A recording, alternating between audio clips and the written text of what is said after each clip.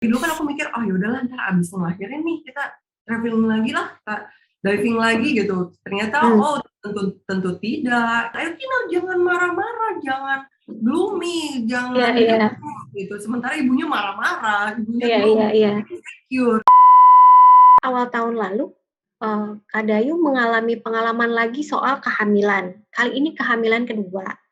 Itu mungkin bisa cerita dikit. Akhirnya dia bilang ke orang temennya itu, I'm not a jungle girl, don't call me jungle girl, I'm a princess. Kamu hebat, kamu berharga, kamu pantas dicintai. Bukan cuma masalah kehilangan janin, tapi kehilangan kesempatan itu yang bikin aku. Ada cerita para puan. Dayu, ini kan ceritanya cerita Kak Dayu itu sepertinya udah kayak balik lagi full circle gitu ya. Akhirnya menemukan kebahagiaan dan tahu bentukannya itu bahagia dulu dan sekarang mungkin berbeda, tapi kadarnya itu bisa sama maksimalnya. Tadi kan Kak Dayu ceritanya gitu. Benar ya. Lalu kan ada cerita juga bahwa kalau nggak salah awal tahun lalu Kak Dayu mengalami pengalaman lagi soal kehamilan. Kali ini kehamilan kedua. Itu mungkin bisa cerita dikit ya. Kali kawan puan ada yang belum jadi follower setianya Kak Dayu, malah mungkin kalau diceritain langsung akan lebih mengena nih, lebih pas.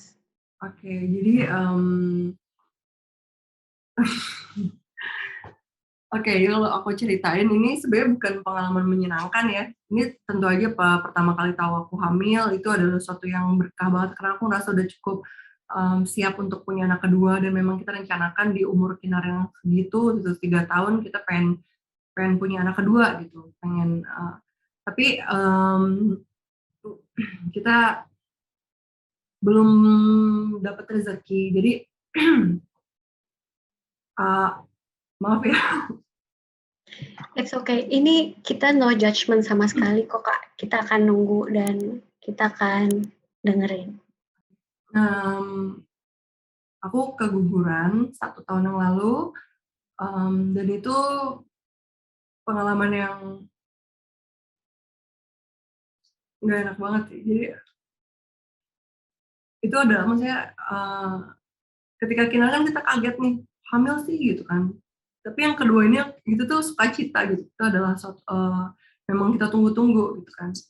Dan Kinar pun pengen banget punya adik waktu itu. Pas 1 minggu setelah aku dinyatakan hamil, terus terjadi kayak pendarahan setiap hari yang kayak konsistensinya tuh semakin hari makin banyak gitu loh. Terus aku kayak masih enggak nih nggak apa-apa kok, nggak apa-apa, ini cuman kayak pada umumnya aja orang hamil awal hamil kayak gini.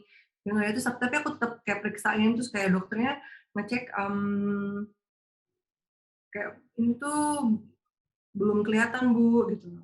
Tapi saya hamil kan Dok? Ya hamil, tapi ternyata belum kelihatan janinnya di dalam rahim gitu kan. Terus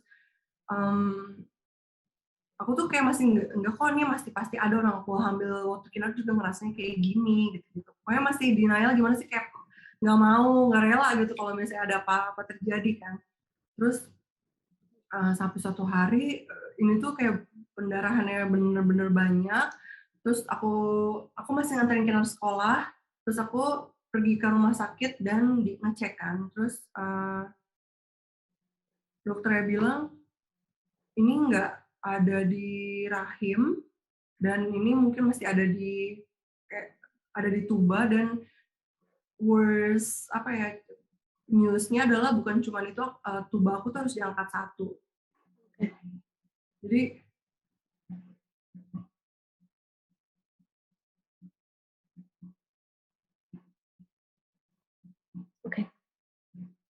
maaf ya, dulu atau gimana?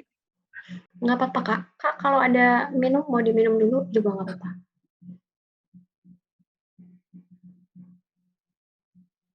Take your time ya Kak Dayu, no worries.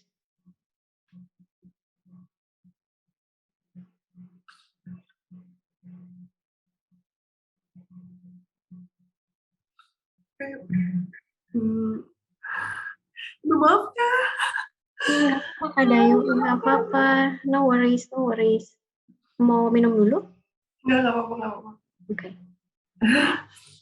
Ya, jadi pas dinyatakan aku harus tuba itu di angka 1 tuh kayak, aduh, kok kenapa sih ini, apa salah aku gitu. Aku udah kayak persiapin ini tuh lumayan matang, aku pengen dia lahir ke dunia tuh dengan sukacita gitu, dengan banyak yang menyambut dia, terus kayak, dan aku juga menjalani segala macam itu dengan sepenuh hati, dengan sepenuh jiwa gitu kan, pengen makan yang sehat, pokoknya persiapan itu luar biasa gitu, sampai dokter bilang, karena satu tuba di angka tuh kemungkinan untuk hamil berikutnya tuh memang akan jadi jauh berkurang kan, karena uh, bukan cuma masalah kehilangan janin, tapi kehilangan kesempatan itu yang bikin aku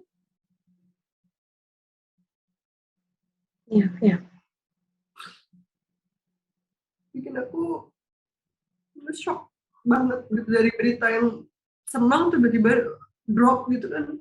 Aku bersyukur karena ada suamiku tuh benar-benar suportif, dia menemani aku, bahkan waktu itu dia lagi terbang sebelum aku operasi. Jadi pas aku dibilangin untuk diangkat tubanya 1, itu aku masih, Kinar tuh masih di sekolah posisinya. Jadi aku pulang dulu, jemput dia sekolah, dan aku anterin dia pulang ke rumah, dan aku kembali ke rumah sakit. Dokter bilang harus diangkat saat itu juga, malam atau hari itu, karena pendarahannya tuh udah berapa liter gitu di dalam, dan dia sampai kayak nanya, ibu yakin ibu nggak ngerasa sakit apapun itu? Aku bilang, nggak dong, saya tuh mas kuat, saya yakin itu ada gitu, kayak gimana sih denial, padahal dokter tuh adalah yang paling tahu kan, karena dia udah US gitu segala macem.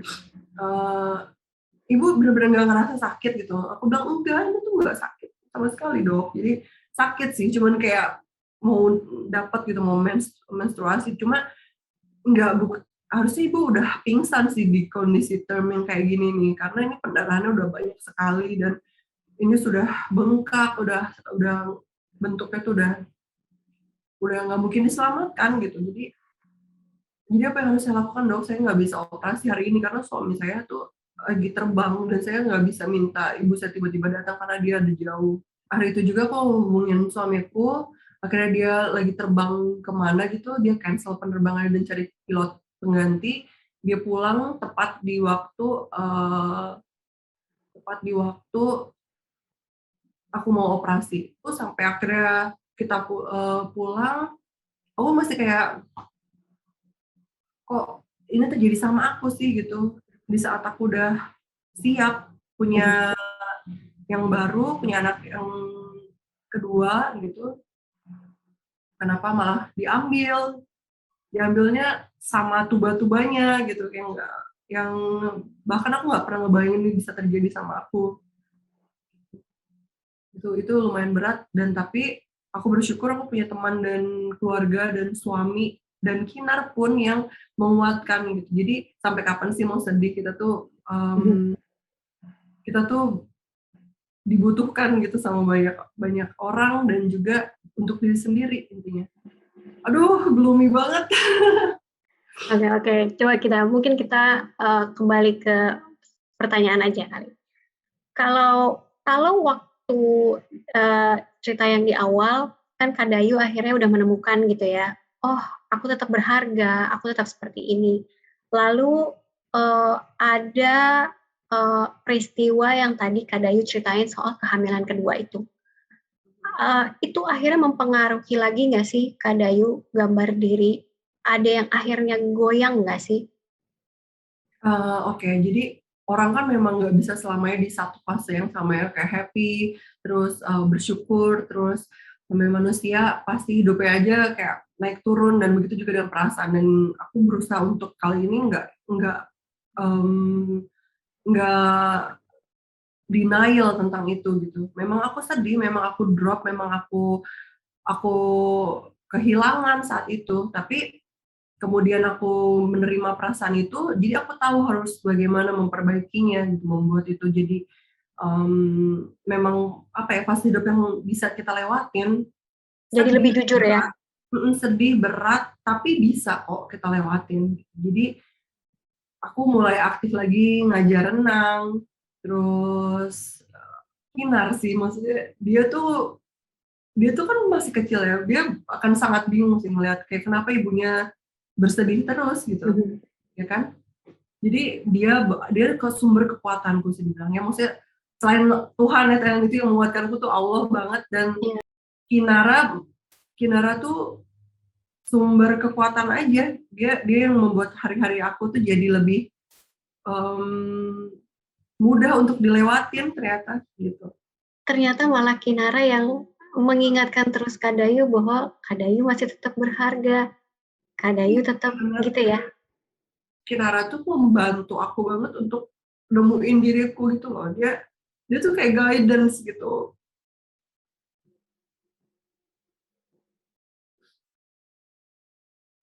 Ya aku gak kebayang kalau gak ada dia sih.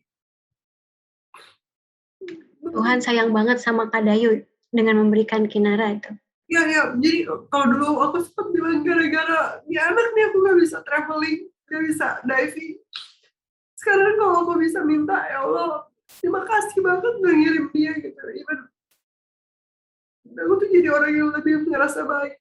Ya, benar-benar. Dan humble, beneran. Jadi bukan pribadi yang dulu ngerasa tinggi karena popularitas, karena bisa melakukan banyak hal, tapi kayak sekarang hal simple aja gitu, kayak aku bisa berhasil membuat dia mau mandi atau mau makan, itu adalah kayak pencapaian gitu buat ibu. Jadi kalau aku boleh bilang makasih buat Kinar, kayak makasih buat udah jadi guidance ibu untuk jadi orang yang lebih baik.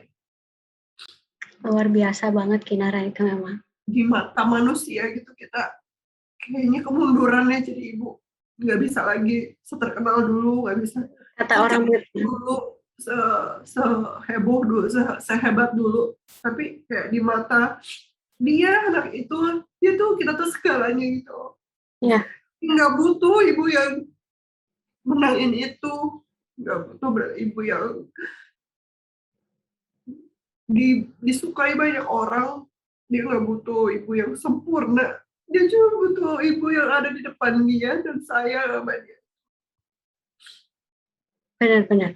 Karena nggak akan terganti sama diving dimanapun, traveling kemanapun, perasaan dibutuhkan dan dihargai seperti itu, dan cuma anak yang bisa lakukan. Betul, cuman posisi mereka yang bisa kayak gitu.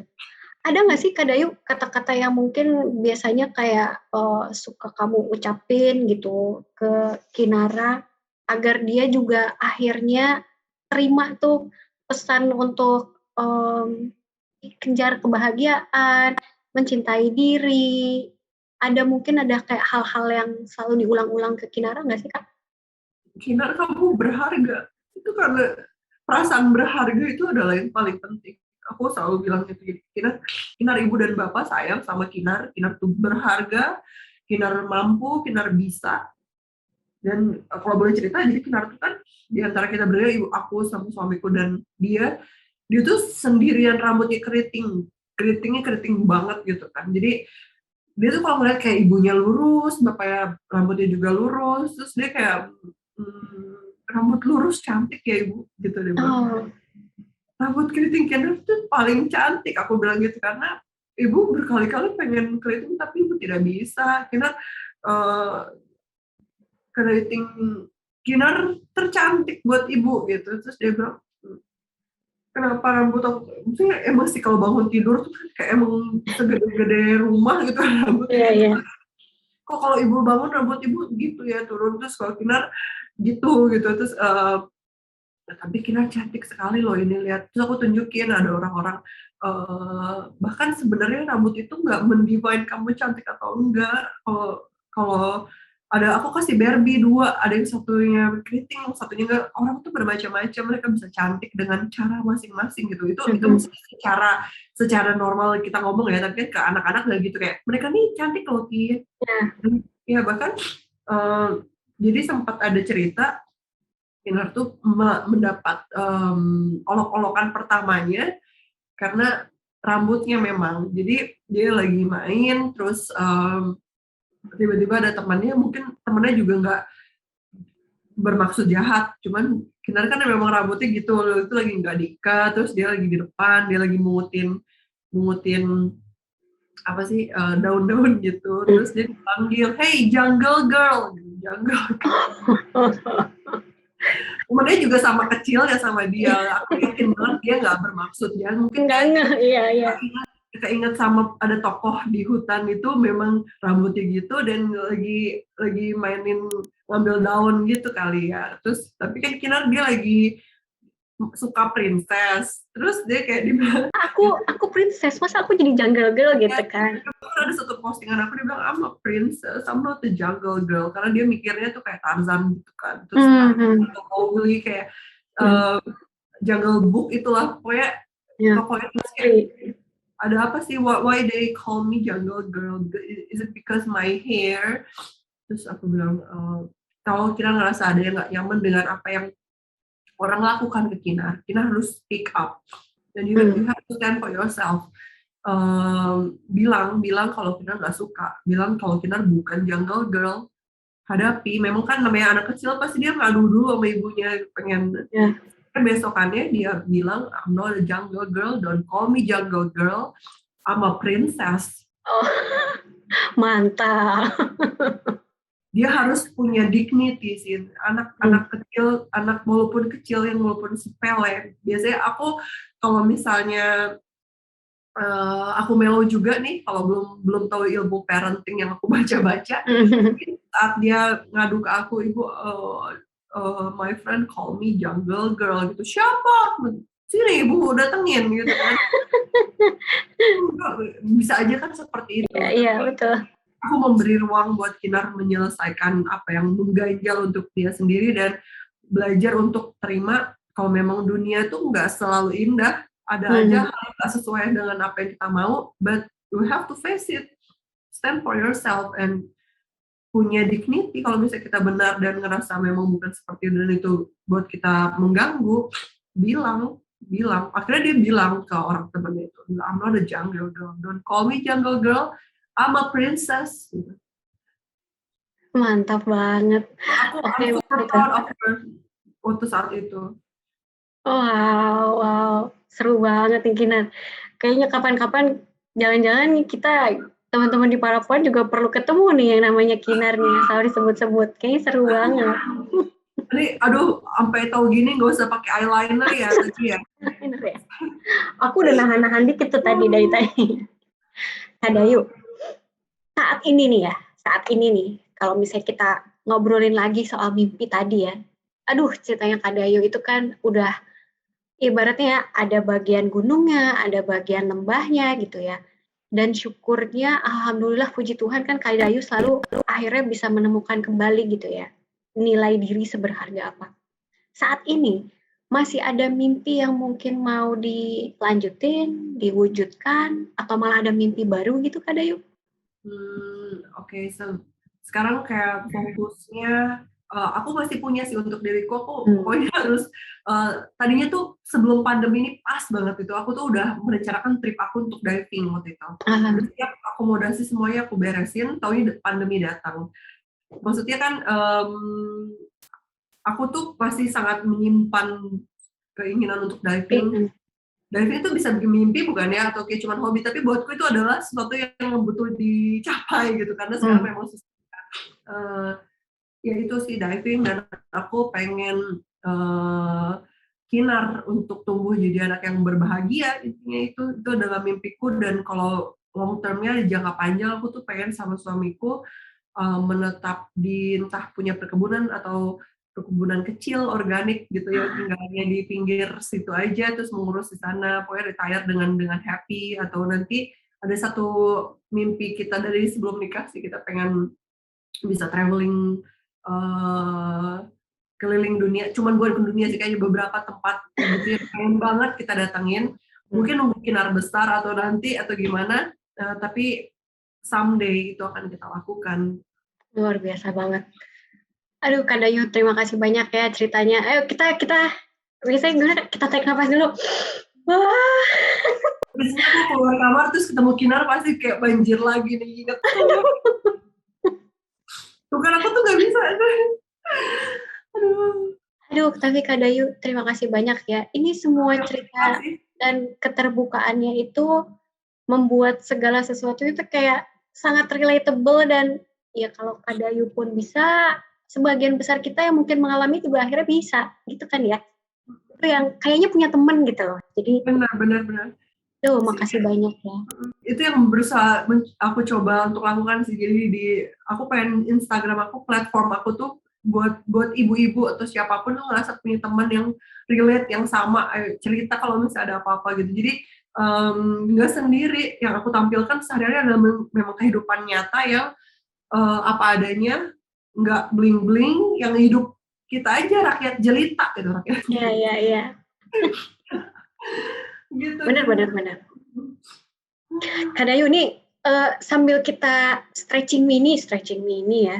Ya agak ini aku pengen ada truth or dare dikit nih sama Kadayu. Oke. Kadayu mau truth dulu atau mau dare dulu? Truth dulu aja, truth dulu. Truth dulu aja, oke. Truth ya, apa sih makna bahagia buat seorang Dayu? Bahagia itu adalah menerima dan be present, ya, paling benar. Oke, sekarang waktunya yang bagian dare.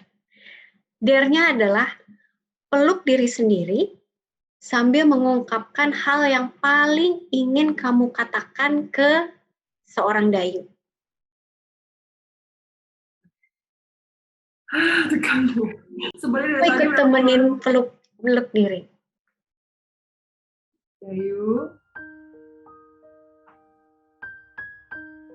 terima kasih udah berjuang dan sampai di saat ini.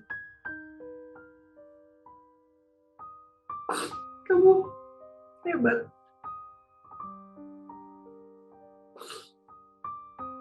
Kamu hebat, kamu berharga, kamu pantas dicintai.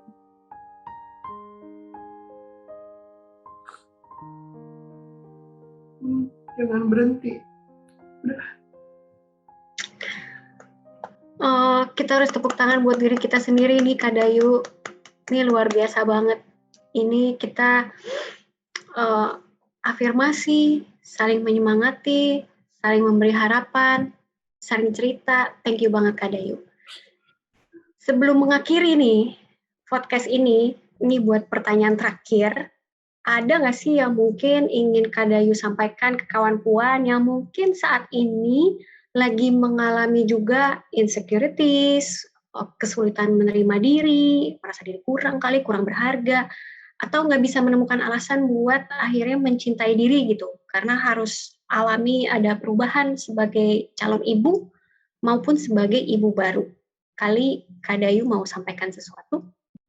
Untuk kawan-kawan semua, satu hal, kita tuh nggak akan berkurang nilai kita ketika kita menjadi ibu.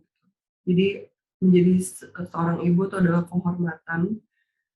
Walaupun dilihat tadi seperti yang aku bilang, walaupun terlihat sama manusia lain kita menurunkan karir atau mengorbankan banyak di hidup kita, tapi sebenarnya adalah kita sudah menjadi dunia dan hidup dari seseorang, dan itu adalah hal yang sangat berharga. Jadi jangan pernah nyesal, prosesnya sakit dan panjang, tapi percayalah ini berharga banget untuk kita lakukan, ini worth it.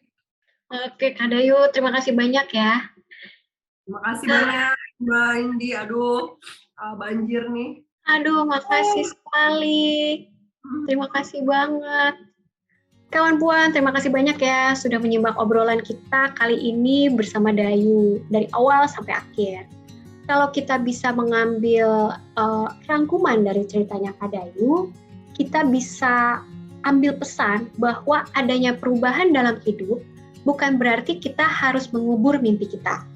Kebahagiaan yang sebelumnya ada juga sebetulnya tidak hilang, bisa jadi hanya berubah menjadi bentuk yang berbeda. Dan perubahan itu tidak menjadikan diri kita jadi kurang berharga loh kawan puan, karena perubahan itu hanya soal prioritas yang sebetulnya sedang bergeser. Kalau kawan puan saat ini sedang bersiap jadi calon ibu, atau sudah menjadi ibu baru, dan mungkin sedang mengalami hal yang sama dengan yang Kak Dayu alami, kawan puan harus selalu ingat untuk mengucapkan ke diri sendiri, aku berharga, aku berharga. Semoga mantra atau kalimat afirmasi ini bisa membantu kawan puan untuk melihat hal yang terbaik dalam diri sendiri dan mulai menerima serta mencintai diri kita. Kalau kawan puan juga kenal seseorang, mungkin teman, keluarga, atau rekan kerja yang sedang down dan mengalami hal yang sama seperti Dayu, share aja deh video ini ke mereka. Semoga ceritanya Dayu bisa menguatkan mereka. Dan kalau kawan puan juga punya cerita yang bisa menguatkan kita semua, jangan ragu untuk meninggalkan ceritamu di kolom komentar, karena para puan adalah ruang bercerita dan tumbuh perempuan Indonesia. Jadi semua ceritamu pasti akan menguatkan cerita perempuan yang lain juga. Terima kasih sudah menyimak podcast Cerita Para Puan. Kita ketemu di episode berikutnya. Dah!